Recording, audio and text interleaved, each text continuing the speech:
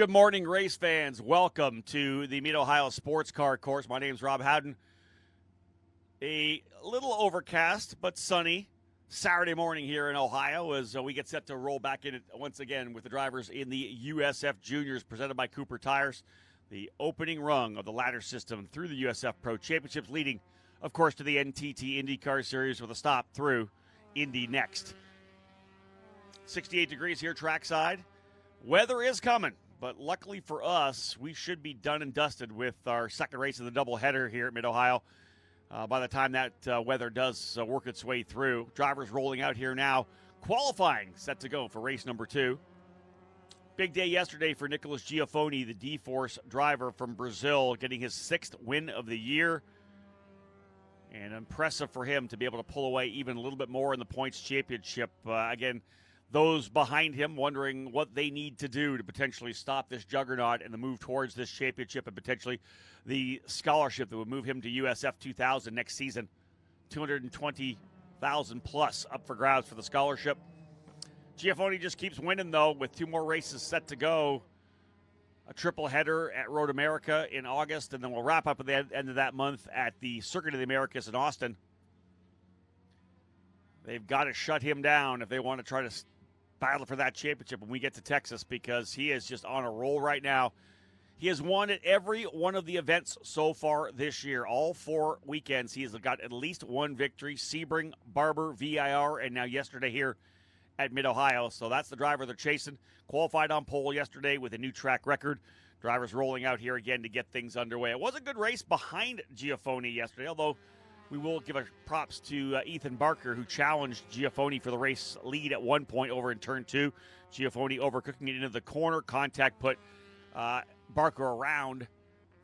He was able to scrap his way back forward to a top 10 finish. He's been very strong, the quickest of the VRD drivers here this weekend, Ethan Barker.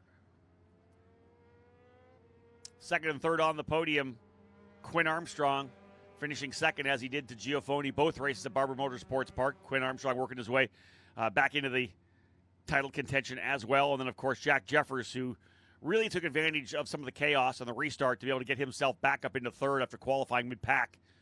It was a big recovery for Jeffers. I spoke to him after the podium, and he believed that they could do some work on the car. They made some changes from qualifying into the race.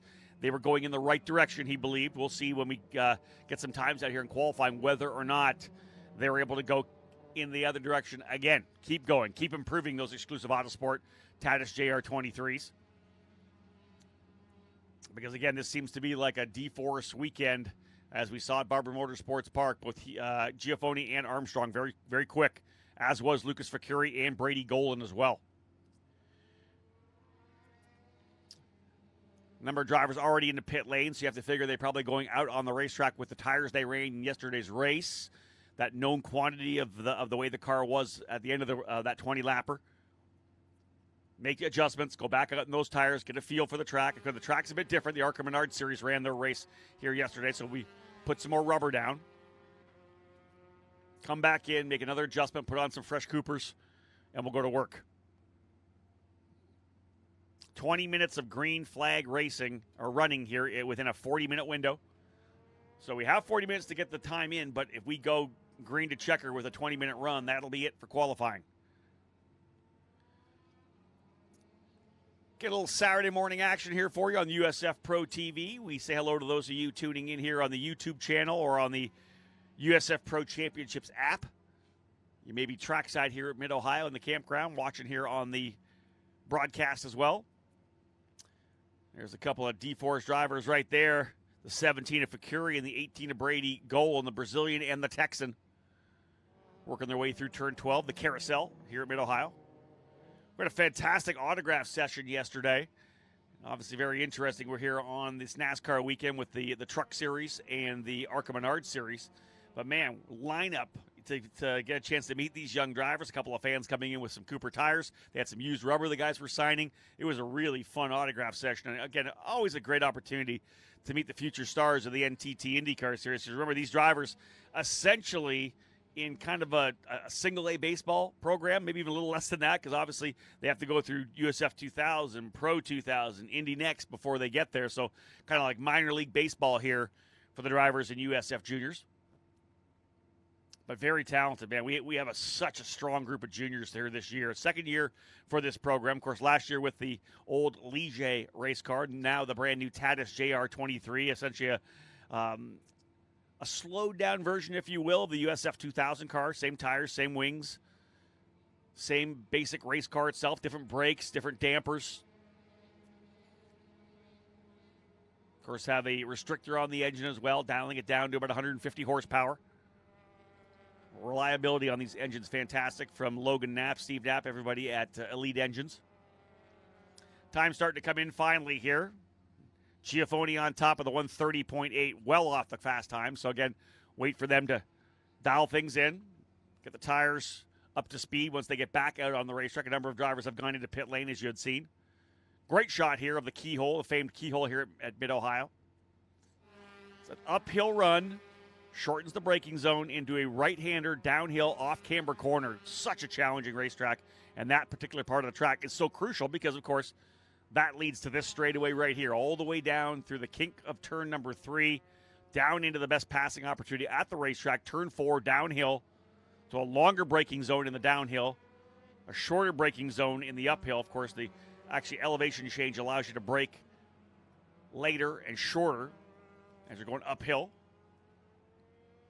So that corner through the keyhole, turn 2, leads onto that big long straightaway. This is one of my favorite parts of this racetrack, turns 5 and 6. The elevation, you can kind of see the elevation here, but if you ever get a chance to walk this racetrack, you'll be blown away by how much it actually is. It's literally a downhill out of 5, walking downhill to turn number 6. A hard right-hander. Car wants to rotate on you. Back up through the shot here. You see it now, turn 7 over Madness, which is a blind right-hander, turn 8, leading in essentially right into the braking zone, and then the right-hander of 9 that drops the drivers into Thunder Valley right here. And that corner is, as you can see, simply look at the tire marks. So many drivers have dropped wheels on drivers left of the curbing. You can see there's an extra concrete area. The yellow curbing is what we've had. They added the extra curbing on the outside of the racetrack as well. So more room there, but the car, as you go over, the car just naturally unweights and will start to rotate. You can see the drivers kind of, as they crest, there's Carson Etter in the 57. The car just wants to rotate on you. So you have to have it pointed in the right direction. You're obviously coming over a hill, so the really exit point is blind. So you're trying to focus on where you need to be. One of the interesting notes about Mid-Ohio is a repaving is coming soon. So that's going to be really interesting to this racetrack. Test patch out of turn number 1 up to turn number 2, figuring exactly how they want the aggregate for the pavement. So this track's going to take on a very new feel. Saw the same thing, of course, Laguna Seca just being repaved. Road America has been repaved. We were there earlier this year with USF 2000. The juniors going there in mid-August. Repaving of that track as well. This one will be very interesting because I think everybody knows one of the things about the pavement here at Mid-Ohio is that depending on the temperature, humidity, this track changes ridiculously quickly.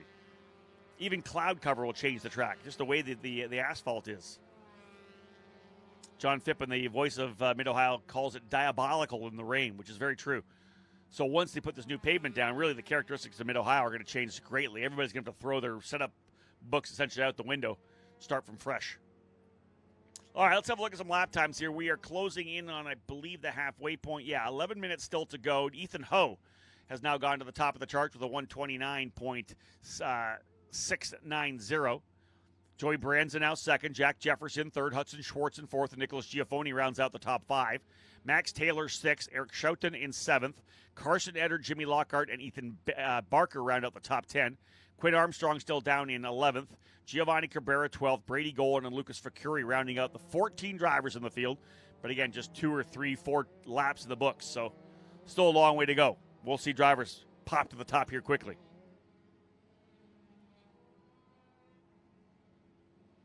DC Autosport driver Ethan Ho looking for a recovery. Started on the off pole yesterday, but a mechanical put him on the sidelines. Fuel pump issue, I believe. Opening lap, done. He'll want to come back here strong. The pace is there for Ethan Ho, looking to crack that nut, win, that first victory here, that first race in USF Juniors competition. He's been quick on the pole at VIR, off pole yesterday. Ethan Ho looking for that first victory that every young driver tries to get when they roll in here to this ladder system, the USF Pro Championships. You want to get that first win. You want to be known as a race winner. So many times drivers will jump up a series up from whatever to juniors to 2000, 2000 to pro. I try to get them to stay in the series, man. You want to win a race before you jump up. But, of course, some drivers want to continue to move forward, try to get themselves up into Indy next. But that victory just changes the driver, I believe. That just they get the opportunity to get that win. They know it. The confidence level is always a little higher. Once you've got that first victory, you know you can do it. So, again, we've seen Giafoni win this year already. Quinn Armstrong, Jack Jeffers. We'll find out who the next winner is. Could be a driver out of the VRD camp, that's for sure. They've been strong here this weekend. Jimmy Lockhart's been fast. Ethan Barker, of course, has kind of led that team on speed. Max Taylor was running second yesterday until an issue happened with him. Carson Etter now lays a good lap down there. He'll go up into second spot in the number 57 DC Autosport driver. In fact, DC Autosport 1-2 right now. Ethan Ho in the 68, Carson Etter in the 57. 129.6 for Ho, 129.7 for Etter, 129.8 for Taylor, 129.9 for both Armstrong and Brienza. 5 drivers underneath the 130 mark. 8.5 minutes to go. Giafoni, watch for him to drop a lap down here pretty soon. He goes to second.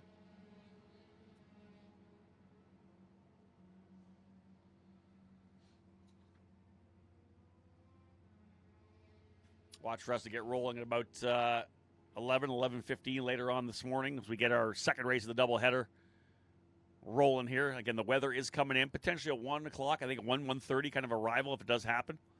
We'll cross our fingers that we get done and wrapped up before it's all said and done. The teams, of course, will be breaking their tents down. Nobody wants to pull a tent down in the rain, that's for sure. So they'll go get to work on that after qualifying here.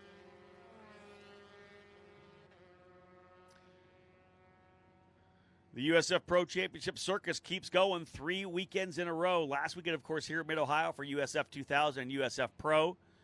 Juniors here this weekend at Mid-Ohio. Then, of course, north of the border for the Honda Indy Toronto. Next week, we'll roll on track bright and early Friday morning. Free Friday up there. Place going to be packed with fans. The Toronto race always packed with enthusiastic Canadian racing fans, and they love their junior formula racing. There's no doubt about that. Our autograph session will be stacked and packed for that one for sure. Looking forward to getting to Toronto.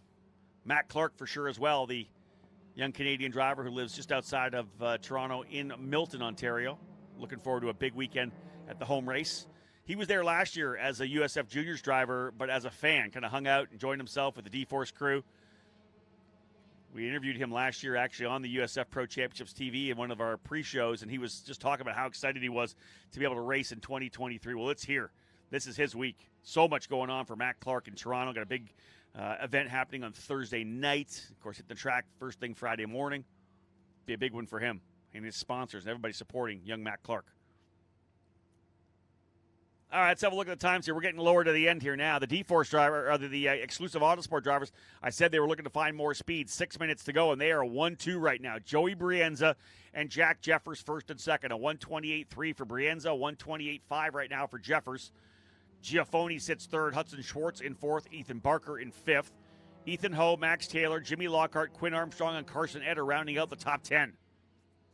But Brienza and Jeffers hustling their machines around right now. The 91 and the 92 run 1 and 2.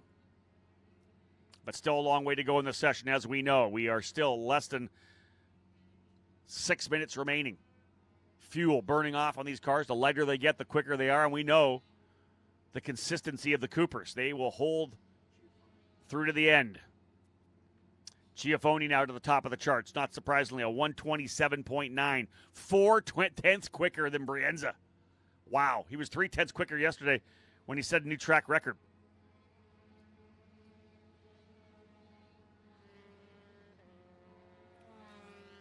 Giafoni's P1, Hudson Schwartz now up into the second spot, the 14-year-old for VRD Racing. Brienza goes back to second within a half a tenth, 58 thousandths of a second between first and second. Brienza looking to fight his way back here now.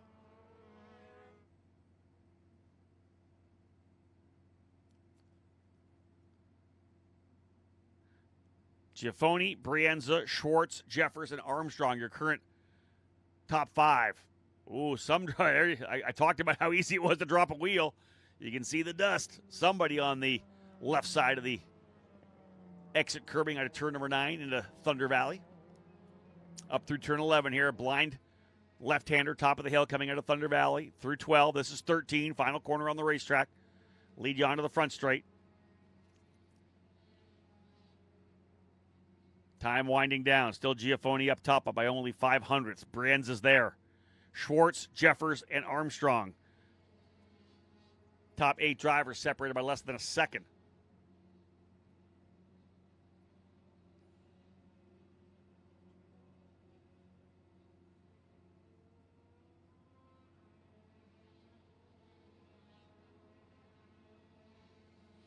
Qualifying for race number 2. Nicholas Giafoni with a solid point lead now. 79 points, I believe, the lead for Giafoni. Joey Brienza back to the top of the charts. Ethan Barker goes to second as well. Brienza, 127.694. Joey Brienza back to the top. Again, get ready. It's happening right here now. Cars are getting light. Drivers are getting aggressive. 3 minutes to go. Brienza, Barker, Giafoni, Taylor, and Ho, top 5. Top 9, less than 0.8 of a second right now. Wow. Brienza, Barker, Giafoni, Taylor, and Ho, fast 5. Lockhart, 6. Schwartz, 7th. Jeffers, Armstrong, and Golan, top 10. Brienza rolling it down. His teammate Jeffers 0.6 off. Again, you got to get the open track here as well. One of the things about it is, especially late in the session, as we said, cars getting lighter. Tires are now up to where they need to be in terms of temperature and pressures. You have to find open racetrack. You want to get a bit of a toe, but if you're too close, in a couple of the corners here, like the carousel, like the keyhole, if you're too close to a driver in front of you, you potentially get that aero wash. You're going to lose the air over the front wing. The car's going to have some inherent understeer. And again, if you're understeering, not so much through the carousel because it doesn't lead onto the longest straightaway, but if you're understeering coming through the keyhole and you're late on the power, that's just going to exponentially hurt you when you get down to the straightaway. You have to get on the power correctly, get the car to rotate. The earlier you're on the power and getting the car to rotate so it's not understeering out of the corner of the keyhole here, then you're going to be so much faster at the end of the straightaway. So crucial. New driver to the top of the charts, Hudson Schwartz out of Arlington, Virginia. Made his debut at Barber Motorsports Park for VRD in the number 29 machine. He has been impressive. 1 podium so far this year at VIR.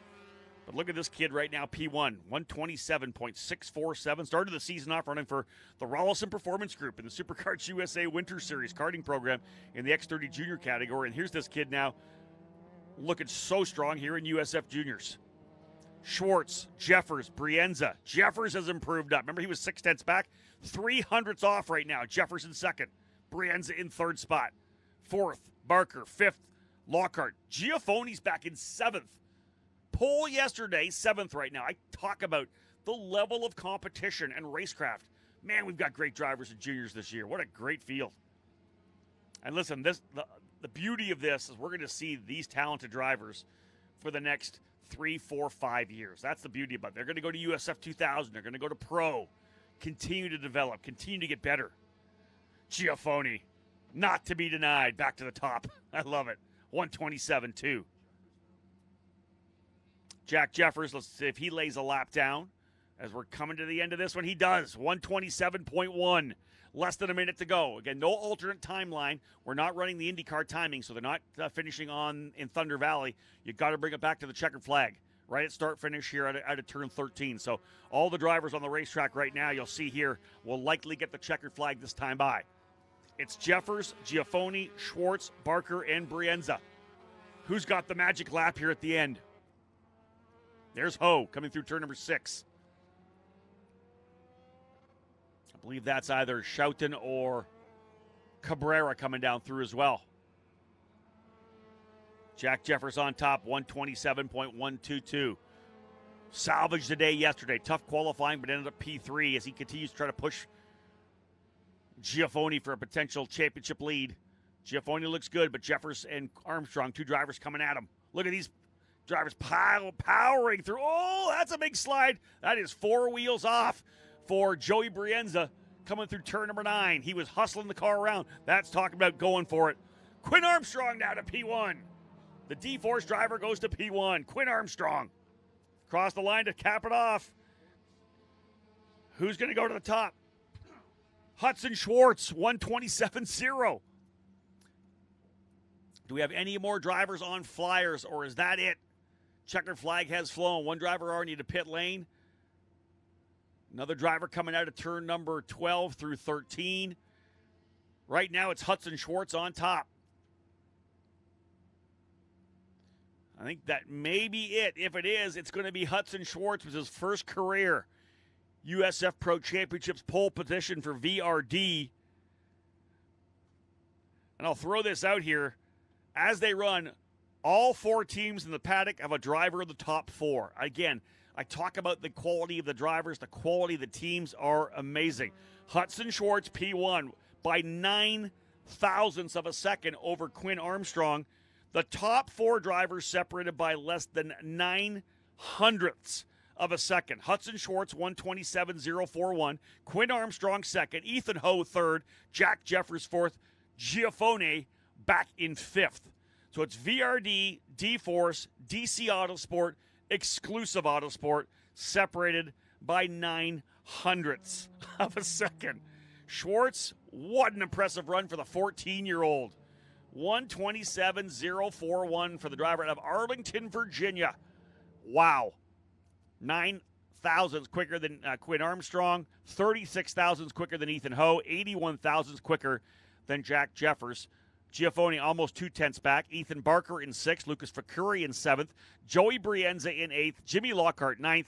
And Max Taylor rounding out the top 10. Top 10 drivers separated by less than a tenth of a second. Man, that was a fantastic run there. We're looking about, I believe, about a 11:30, I think, green flag for today, folks. Have a look at social media. We'll let you know exactly when we're coming back here to do the second run of this doubleheader. It is going to be exciting because yesterday's winner and the point leader going to start on the inside of row number 3. Giafone starting in 5th alongside Ethan Barker. Those 2 drivers battling hard yesterday. They're going to start row 3 because it'll be Hudson Schwartz and Quinn Armstrong on the front row. Exciting racing for sure coming up. That qualifying session was thrilling, but congratulations to the VRD driver Hudson Schwartz in the number 29 P1 with a 127.041.